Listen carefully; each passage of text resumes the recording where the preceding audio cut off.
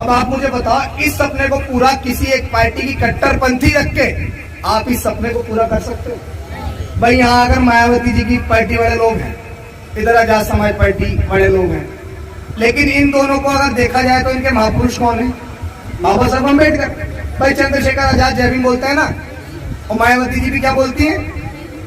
तो जब हमारा लक्ष्य वही है कि हमें बाबा साहब अम्बेडकर का सपना पूरा करना है, तो मेरा उनसे ये सवाल है कि आपके रास्ते अलग अलग क्यों हैं? अरे जब मुझे यहाँ से चल के दिल्ली तक जाना है और हम 4 भाई हैं और मेरे पास चारों भाइयों के पास अलग अलग गाड़ी है, तो भाई हम एक गाड़ी से जाएंगे ना, तेल भी बचेगा, समय भी बचेगा, फिर उसके बाद में कोई थक जाएगा तो दूसरा गाड़ी चला लेगा, या फिर 4 गाड़ियों से जाएंगे तो भाई 4 गाड़ियों से जाओगे तो तेल भी फूकेगा, फिर तुम गरीब भी हो जाओगे, फिर पता लग रहा है किसी को झोंका आ गया तो खत्म। तो इसीलिए हम लोगों को एक गाड़ी चाहिए। इसका मतलब कि हम लोगों को इस समाज की एक पार्टी चाहिए, क्योंकि बाबा साहेब अम्बेडकर ने हमें एकजुटता के साथ रहना सिखाया। और आप लोग बताओ कि अपने इस बच्चे का आप लोग साथ दोगे या नहीं दोगे? तो मेरी माताओं बहनों, मैं जब भी आप लोगों को दिल्ली बुलाऊं, अपने बेटों से कहते रहना, अपने बेटों से ये कहते रहना कि दिखाओ अभिषेक भाई कहाँ है। याद जब भी तुम्हें मेरी आए तो टाइम थोड़ा खर्च कर लेना। तुम्हें YouTube पर मिलूंगा मैं, तुम गूगल पे सर्च कर लेना। जो समाज इस देश के अंदर बहुत बड़ी आबादी रखता है, मेरी मातृशक्ति यहाँ बहुत बड़ी संख्या में बैठी हुई है, और मैं ये मानता हूँ कि मुझे अपनी माँ से मिले हुए बहुत लंबा समय हो चुका है, लेकिन जब प्रोग्रामों में इस तरह माएँ बहनें मुझे आती हैं तो मैं आपको विश्वास के साथ बताता हूँ कि मेरी घर की माँ की मुझे याद नहीं आती है, क्योंकि इतनी सारी माएँ मुझको आशीर्वाद देने के लिए पहुंचती रहती है जब जहां भी मैं जाता हूं। तो आप सबसे मैं यही कहूंगा कि आपका भाई एक ऐसे मिशन, एक ऐसे मूवमेंट को लेके निकला है। मैं आज किसी सरकार का विरोध करने नहीं निकला हूं, मैं आज किसी व्यवस्था का विरोध करने नहीं निकला हूं, मैं आज किसी पार्टी संगठन दल का विरोध करने नहीं निकला हूं। आज मैं अपनों के साथ संघर्ष करने के लिए निकला हूं। आप मुझे बताइए कि मायावती जी को कितने लोग जानते हैं? हाथ उठा के बताइए। सब लोग जानते हैं ना? इस उत्तर प्रदेश के अंदर 4-4 बार सरकारें रही हैं। एडवोकेट चंद्रशेखर आजाद को कौन कौन जानते हैं? ये भी हाथ उठा के बता दीजिए। चलिए, सब लोग जानते हैं। अगर मैं आपसे एक सवाल करूं कि इन दोनों नेताओं को एकजुट होना चाहिए या नहीं होना चाहिए, तो आप क्या कहोगे? पूरा समाज ये चाहता है ना कि हमारे नेताओं को एकजुट होना चाहिए, और नेताओं को एकजुट इसलिए होना चाहिए क्योंकि हमारे तमाम महापुरुषों ने कहा कि शिक्षित बनो, संगठित रहो, संघर्ष करो।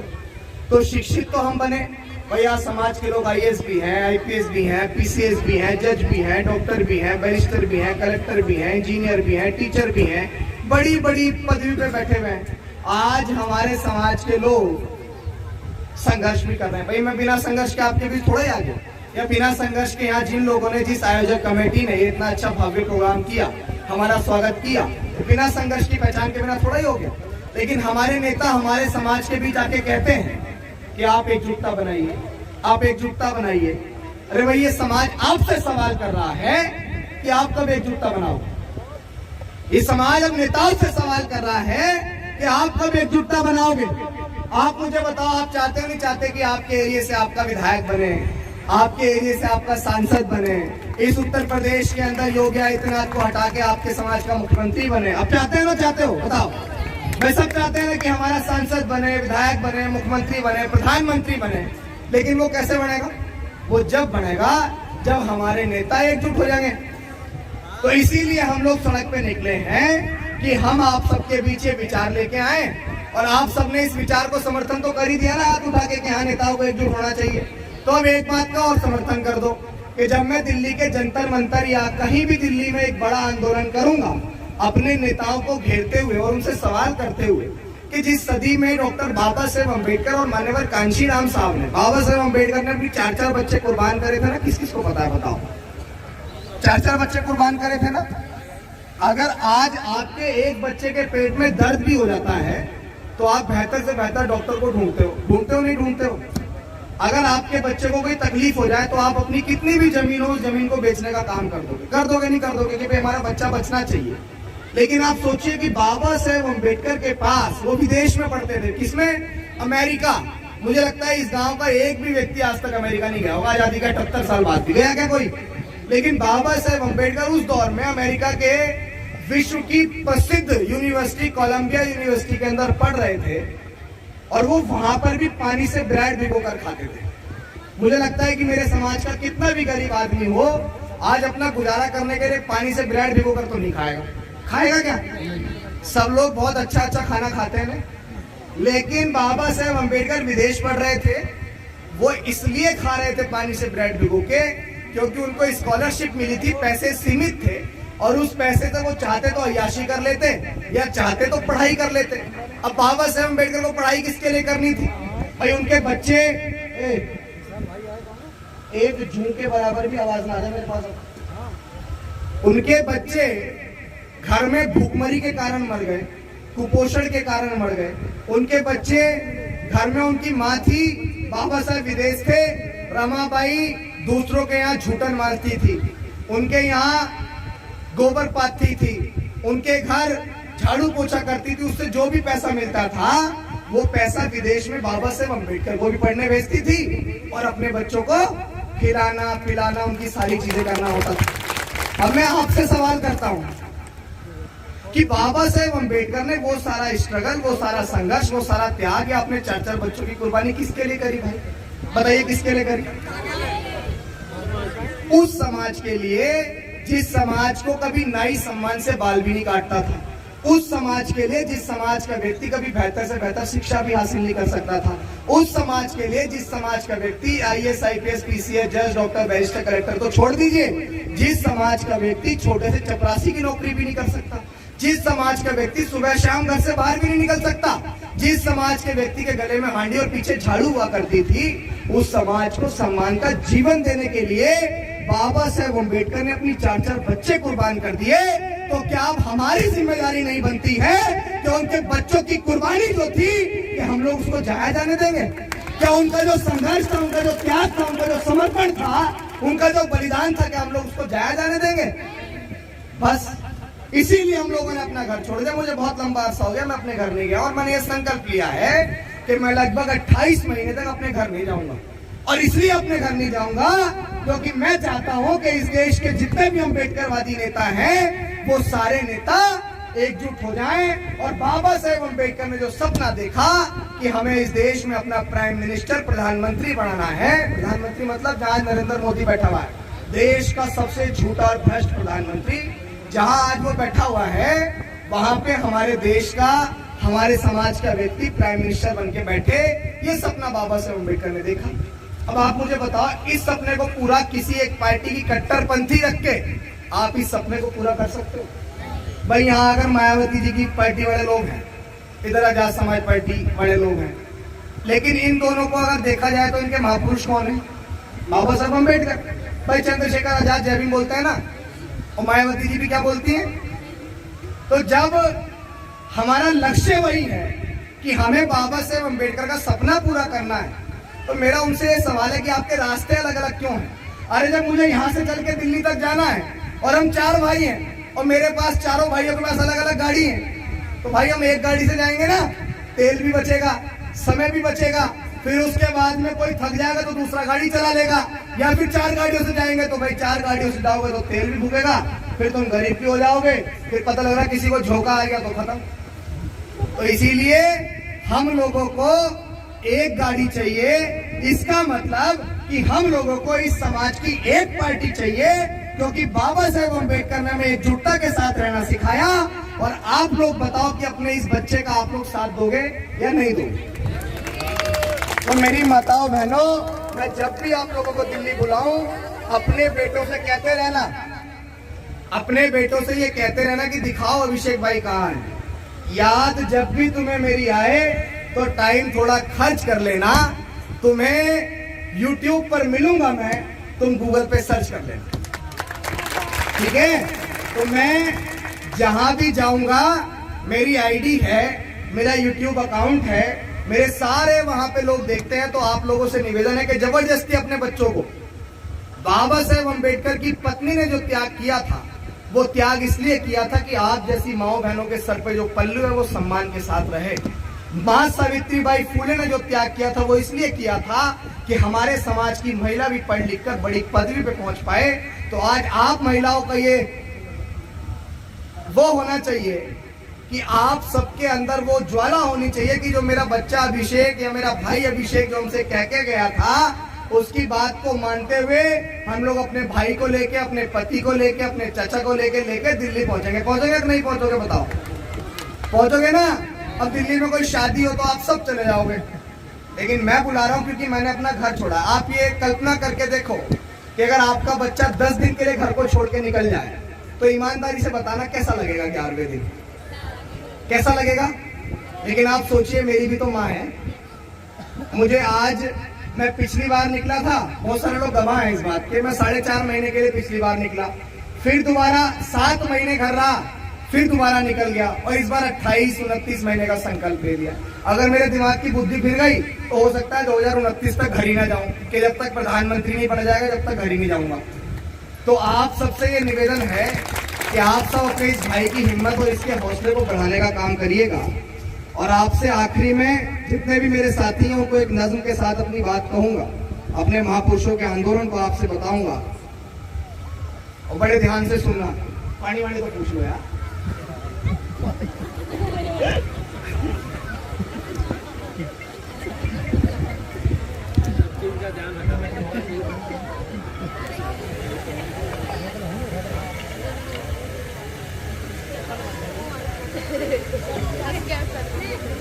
जो बात मैं कह रहा हूं इस बात को आप बड़े ध्यान से सुनिएगा, क्योंकि मैं बहुत दिल से बोलने वाला व्यक्ति हूं, मैं बहुत ईमानदार कार्यकर्ता हूं। मैं आपके बीच अभी तक मैंने ये कहा कि मेरे पास वोट डालना, कहा तो नहीं मैंने? अभी तक मैंने ये कहा कि आप इस संगठन से जुड़ो, कहा तो नहीं मैंने? तो मेरा व्यक्तिगत कोई लालच किसी को कुछ नजर आ रहा है? मेरा इतना सा लालच है कि समाज का व्यक्ति देश का प्रधानमंत्री बन जाए तो हमारे महापुरुषों का सपना पूरा हो जाए। ठीक है, मैं नज्म आप सब लोगों से कह रहा हूँ। मेरे नौजवान साथी भी यहाँ खड़े हैं, जो मेरी ताकत है, और इन नौजवान साथियों के भरोसे से ही आज मैं पूरे देश के अंदर कहीं भी दहाड़ पाता हूँ, तो इन सबके लिए भी जोरदार तालियां। साथ निभाओ सारे भाई, मिलकर मिशन बढ़ाएंगे, मिलकर मिशन बढ़ाएंगे। बिखरे हुए नेताओं को हम एक मंच पर लाएंगे, एक मंच पर लाएंगे। साथ दोगे नहीं दोगे बताओ? हाथ उठा के बताओ। साथ निभाओ सारे भाई, मिलकर मिशन बढ़ाएंगे, मिलकर मिशन बढ़ाएंगे। बिखरे हुए नेताओं को हम एक मंच पर लाएंगे, एक मंच पर लाएंगे। पहली लाइन पे आप सुनना कि हमारे महापुरुषों ने हमसे क्या कहा और जिस समाज के अंदर राजनीतिक चेतना जगाने वाले मान्यवर कांशीराम साहब ने क्या कहा। कांशीराम जी ने कह डाला संसद पे चढ़ाई करनी है, कांशीराम जी ने कह डाला संसद पे चढ़ाई करनी है। जो सरकार निकम्मी है हमें वो सरकार बदलनी है। कांशीराम जी ने कह डाला संसद पे चढ़ाई करनी है।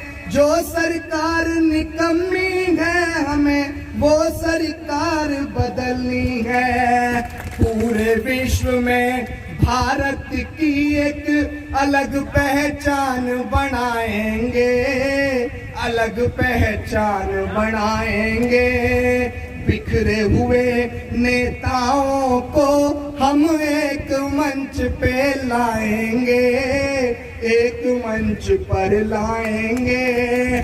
आपको मैं बताऊं कि इस देश का लगभग 85% तबका शोषित था और उसकी संख्या इस देश में 85% थी। तो आप मुझे बताओ कि जिसकी जितनी संख्या भारी होती है उसको उतना हिस्सा मिलना चाहिए या नहीं मिलना चाहिए? इस देश में 15% वो लोग जिनको आप जनरल कहते हैं, उन लोगों को 10% रिजर्वेशन मिला हुआ है। कितना मिला हुआ है? 15% लोगों के हिस्से में 10% रिजर्वेशन। और हमारे हिस्से में कितना प्रिंस भाई बताओ? हमारे हिस्से में क्या है, 22% संख्या तो 15% नहीं मिलेगा।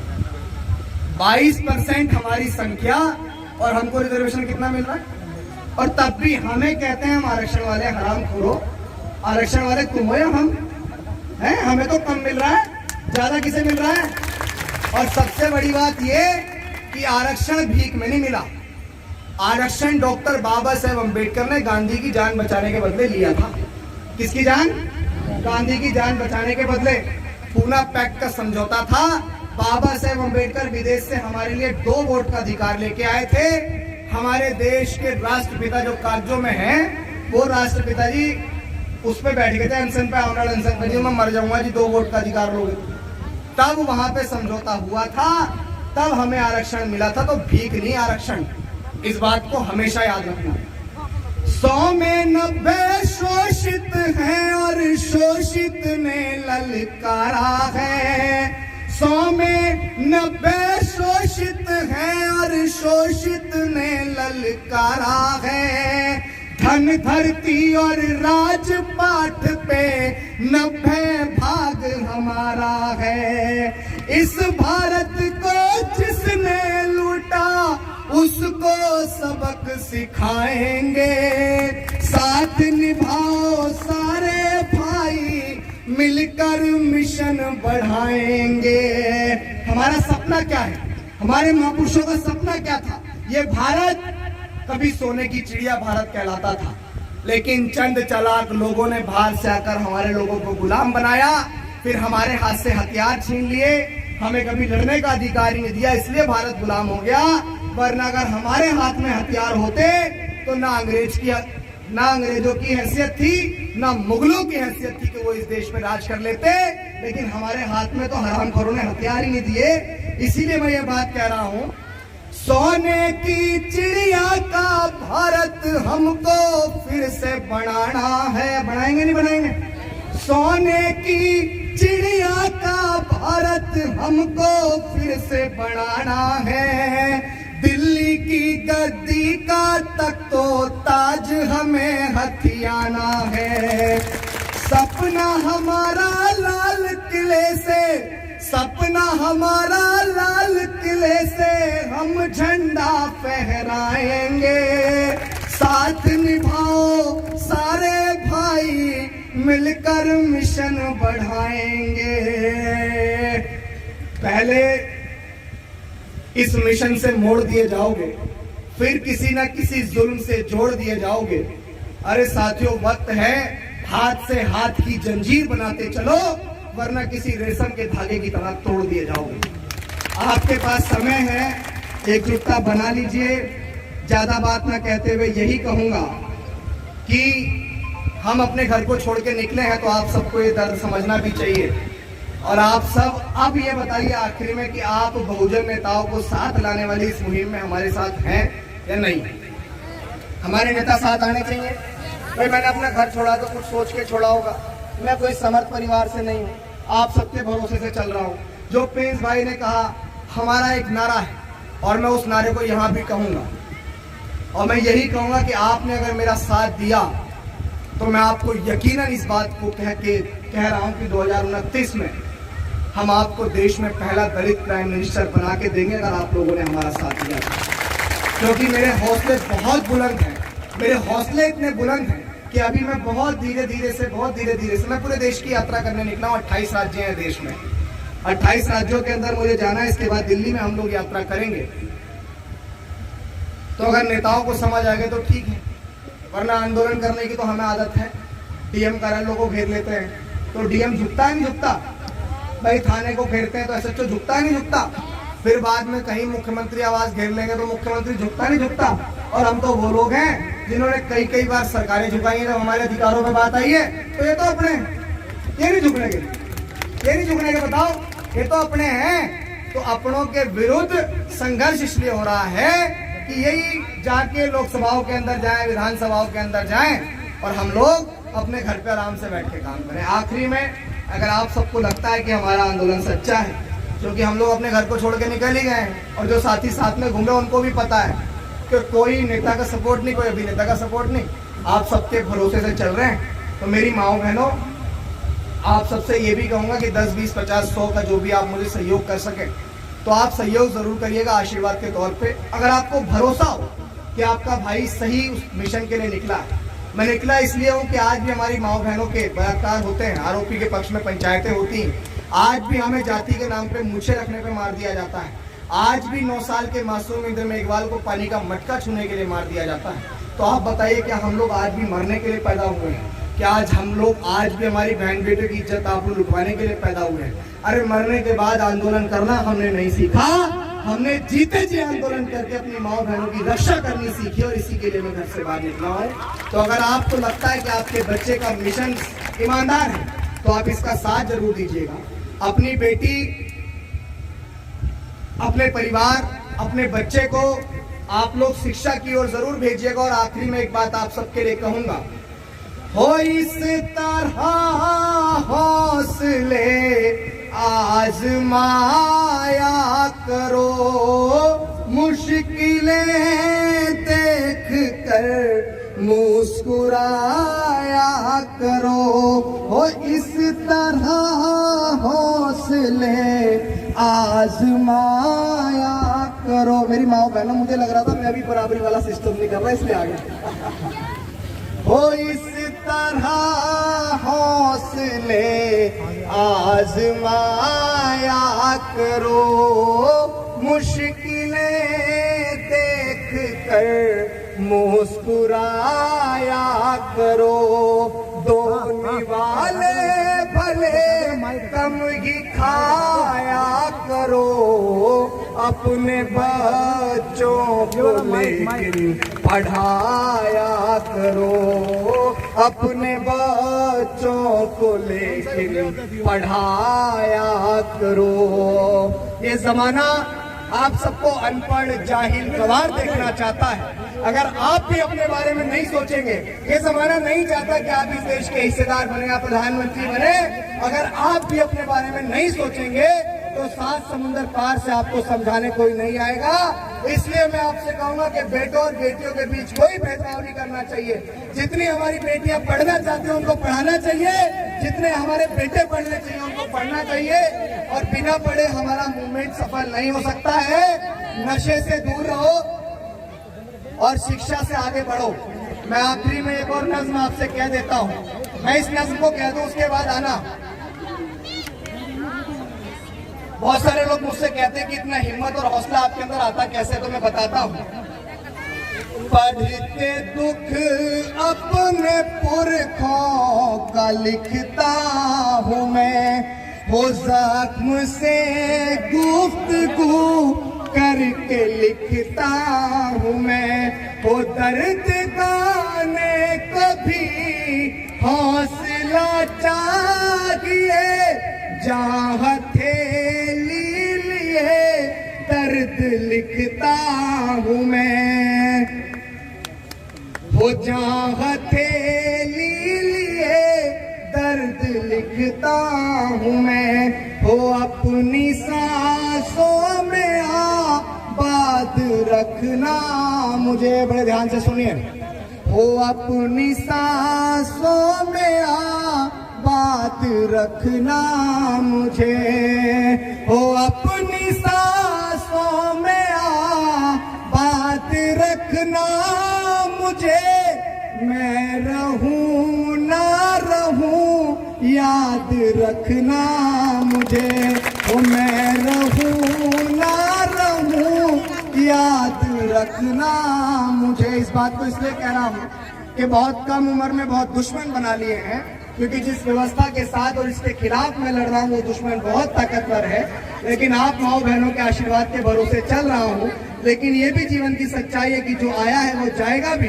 तो अगर किसी हादसे में आपका भाई चला जाए तो इस आंदोलन को, इस मिशन को रुकने मत देना। बस आप सबसे यही कहकर विदा लूंगा। बहुत बहुत धन्यवाद।